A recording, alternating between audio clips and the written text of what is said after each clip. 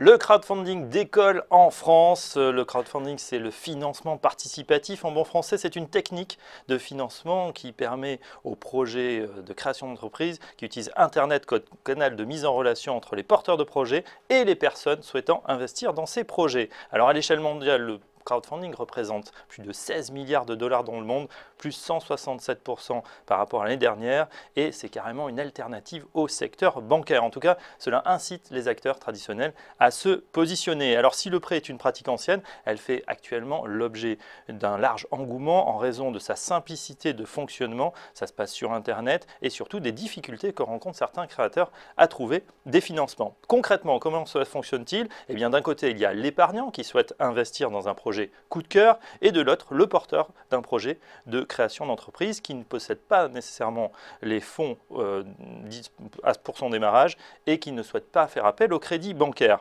L'un et l'autre se rencontrent via Internet, sur une plateforme dédiée. Les projets sont présentés par leurs porteurs et les épargnants choisissent de financer celui ou ceux qui leur plaisent à hauteur de ce qu'ils souhaitent investir. Et ça marche, la croissance de la finance participative est forte. En France, elle a doublé en 2014 après avoir triplé en 2013. C'est plus de 150 millions d'euros qui ont été collectés. Ils ont servi à 60% pour des prêts sur des plateformes telles que Prêt d'Union, Uniland ou Lendix, à 25% pour les dons sur des sites comme Ulule ou KissKissBankBank, et enfin des investissements au capital de start-up sur Anaxago, WeSeed ou Smart Angel, donc c'est 15%. La tendance ne se dément pas. À l'heure où les sociétés ont du mal à trouver des fonds, le gouvernement n'a pas passé le coche. Il vient récemment d'assouplir le cadre réglementaire du crowdfunding. Les particuliers vont pouvoir se prêter entre eux ou à des entreprises moyennant rémunération.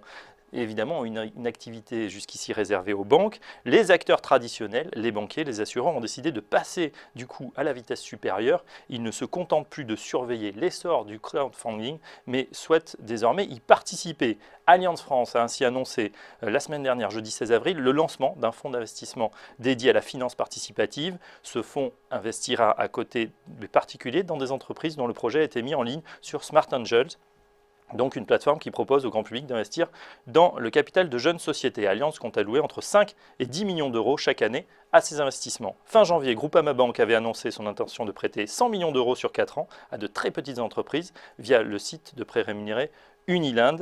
Enfin, mi-février, c'était au tour de la société H20 Participation de prendre 30% du capital de FinSquare, un autre site de prêt.